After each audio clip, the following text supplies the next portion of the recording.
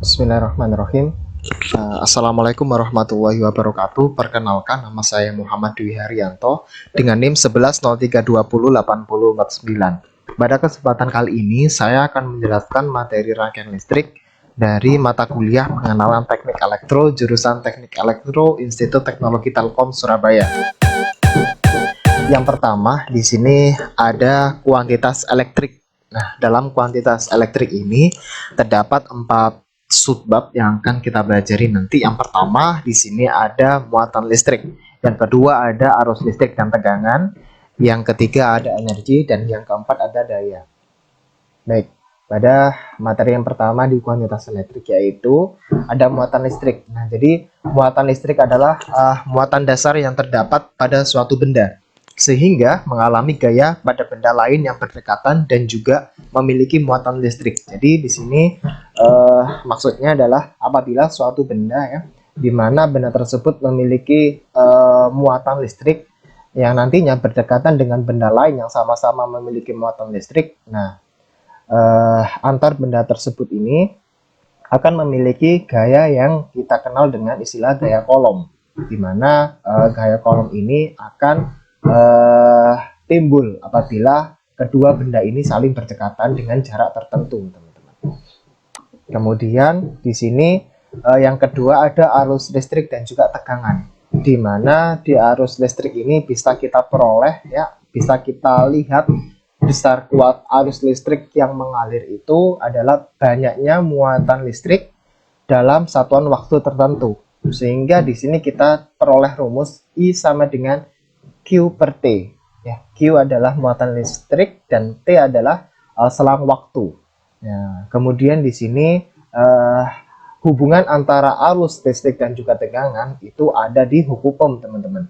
Nah, di hukum Ohm ini menjelaskan bahwa besarnya kuat arus listrik yang mengalir itu akan sejajar dengan beda potensial atau tegangannya dan berbanding terbalik dengan hambatan atau resistornya.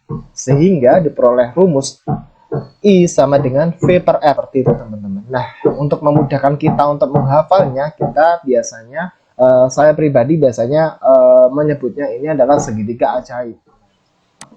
Nah, yang ketiga kita kenal dengan energi.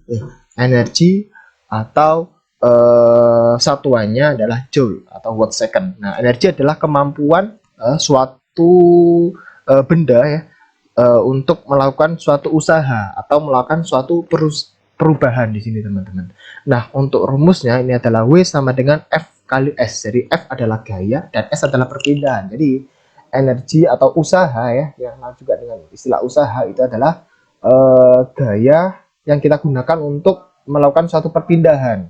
Nah, di sini apabila benda tersebut bisa berpindah, maka benda tersebut telah memberikan energi seperti itu, teman-teman. Nah, selain W sama dengan F kali S, di sini kita kenal dengan rumusnya adalah W sama dengan V kali I kali T atau Fit. W sama dengan Fit. Nah, V itu tegangan dan E adalah arus dan T adalah waktu. Atau bisa kita breakdown, ada W sama dengan I kuadrat RT ya. I kuadrat ini diperoleh dari V I kali R ya. Jadi I dikali dengan I dikali dengan R sehingga I kuadrat kali R kemudian dikali dengan T-nya tetap. Seperti itu, teman-teman. Nah, yang keempat di sini kita kenal dengan daya. Satuannya adalah watt. Dalam kuantitas elektrik kita juga mengenal tentang daya. Dan rumus daya ini juga kita peroleh dari rumus energi juga, teman-teman. Nah, jadi daya itu adalah usaha yang bekerja dalam satuan waktu tertentu. Nah, W sama dengan P kali T. W sama dengan P kali T atau P sama dengan W per T, teman-teman. Seperti itu. Jadi saling keterkaitan dari 4 materi kuantitas elektrik yang sudah kita pelajari itu tadi. Yang kedua, materi yang kedua dalam rangkaian listrik kita kenal dengan bab elemen rangkaian. Nah, di dalam elemen rangkaian ini ya, kita belajar apa saja sih dalam suatu rangkaian itu biasanya. Nah, di sini biasanya tentunya di teknik elektro kita banyak mengenal tentang istilah resistor, kemudian induktor dan juga kapasitor, teman-teman. Nah, untuk resistor ini fungsinya untuk menghambat, teman-teman. Nah, untuk induktor ini dia sebagai penyimpan. Tapi di sini adalah menyimpan medan magnet. Nah, biasa kita manfaatkan di bidang elektromagnetika, teman-teman. Nah, kemudian di kapasitor di sini dia juga berfungsi sebagai kapasitif atau penyimpanan dari muatan listrik. Nah, di sini dari resistor, induktor, dan kapasitor, nah biasa kita susun secara seri maupun paralel. Resistor untuk lambangnya itu R, kemudian induktor itu beban ya, induktansi itu lambangnya L, dan kapasitor atau kapasitif lambangnya adalah C. Sehingga untuk rangkaian seri ada di sebelah kiri ini untuk RLC, kemudian untuk rangkaian paralel juga kita bisa menyusunnya dari ketiga elemen rangkaian listrik ini, ada R, L, dan juga C. Nah, seperti itu, teman-teman.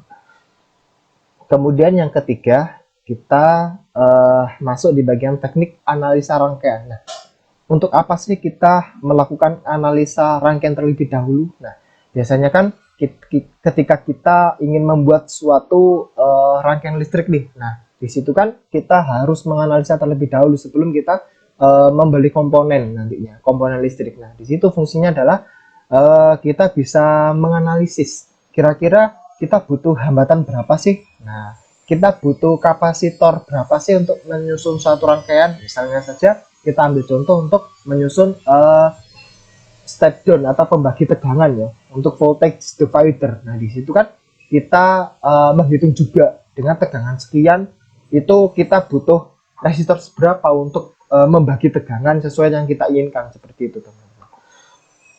Nah, di sini ada 6 subbab pada analisis suatu rangkaian listrik. Di sini ada yang pertama ada hukum Kirchhoff, ya. Yang kedua ada pengukuran, ada voltmeter dan juga ampermeter. Yang ketiga kita kenal analisa yaitu Thevenin Norton. Ya. Kemudian yang keempat ini ada analisa node mesh. Yang kelima ada superposisi dan linearitas. Dan yang terakhir kita biasanya memanfaatkan transformasi Y delta, rangkaian bintang ya, itu seperti itu, teman-teman. Nah, yang pertama di sini saya akan menjelaskan tentang hukum Kirchhoff. Di sini hukum Kirchhoff ada dua hukum yang berbunyi pada hukum satu ini berbunyi hukum Kirchhoff satu adalah jumlah atau sigma arus listrik yang masuk dia akan sama dengan sigma atau jumlah dari arus listrik yang keluar. Jadi di sini apabila arus listrik yang masuknya yaitu IA, IB, dan IC, ya bisa kita lihat dari arah anak panahnya. Kemudian arus yang keluar adalah I1, I2, dan I3, maka jumlah dari IA, IB, IC itu akan sama dengan jumlah dari I1, I2, dan I3, seperti itu. Nah, apabila kita terapkan pada contoh soal di sini ya. Nah, di sini I1 sama dengan 3 ampere. Nah, di sini I masuk ya sebagai I1 ini sebagai I masuk. Kemudian I keluarnya ini ada I2, I3, dan I4. Nah, kita bisa melihat arus masuk dan arus keluar itu dari satu titik. Nah, di sini ada titik percabangan. Nah, ini tentunya arus yang masuk. Maka berapa nilai I3 dan I5? Nah, dari sini kita bisa lihat I2 dan I4 itu 1 dan 0,5. Kalau kita jumlahkan dari hukum Kirchhoff 1, I masuk sama dengan I keluar, maka 3 sama dengan 1 ditambah 0,5 ditambah I3, maka 3 sama dengan 1,5 ditambah I3, maka I3 adalah 3 dikurangi 1,5, maka I3 sama dengan 1,5, sehingga untuk I5 dia akan sama dengan arus yang masuk dari sini. Nah, I5 maka hasil penjumlahan ini atau sama dengan yang I1. Nah, I2 tambah I3 tambah I4 sama dengan 3. Baik. Pada hukum kedua Kirchhoff ya ini berbunyi bahwa sigma E ditambah dengan sigma IR sama dengan 0. Di sini berlaku pada loop tertutup di mana jumlah GGL sumber arus atau E ditambah dengan sigma IR atau jumlah penurunan tegangan itu dia sama dengan 0. Nah, di contoh soal ini ya, dari rangkaian ini yang pertama untuk menyelesaikannya, yang pertama kita harus berikan kesepakatan dulu untuk arah loopnya, apakah searah jarum jam atau berlawanan jarum jam. Di sini saya mengambil searah jarum jam. Nah, dengan menerapkan hukum 2 Kirchhoff, nah, sigma E ditambah sigma IR sama dengan 0, nah, maka diperoleh I kali R1 ditambah I kali R2 dikurangi dengan E1 ya. Di sini ada E1. Nah, dia akan bernilai negatif. Nah, ditambah I R3 dikurangi E2. Dia akan masuk di kutub negatifnya sama dengan 0 atau GGL ya. E1 kita kelompokkan antara GGL kemudian IR-nya sendiri sehingga diperoleh nilai arusnya adalah 1,5 ampere. Jadi arus yang mengalir adalah 1,5 ampere dengan arah loop dari A, B, D, C. Seperti itu, teman-teman. Baik, teman-teman. Di sini saya akan mencoba mendemonstrasikan untuk hukum Ohm itu tadi, yaitu antara arus dan juga tegangan. Di sini apabila kita berikan di sini ya, kalau teman-teman lihat, nah di sini saya punya baterai dan juga ada resistor dan juga ada LED. Nah, apabila kita start simulasi ya, nah dia akan pecah untuk LED-nya. Nah, di sini karena hambatannya ya, hambatannya terlalu kecil. Nah, jadi fungsi hambatan itu untuk menghambat ya lajunya arus listrik ya, yang mengalir pada satu beban. Nah, beban di sini adalah lampu. Misalnya kita besarkan 1 ohm. Nah, coba, nah dia akan menyala seperti itu, teman-teman. Nah, itu tadi untuk hukum Ohm yang di sekarang adalah rangkaian seri paralel. Kalau rangkaian seri paralel, dia lampunya akan semakin terang apabila kita hubungkan secara paralel. Kalau salah seri, nah, coba kita lihat kalau secara seri dia lampunya akan seperti ini. Coba kalau kita hubungkan secara paralel, teman-teman, kira-kira akan lebih terang atau sama seperti itu. Coba untuk rangkaian paralel yang negatif karena ini AC ya, kita hubungkan, kemudian yang ini kita bisa menghubungkannya antar kedua lampu ini tadi.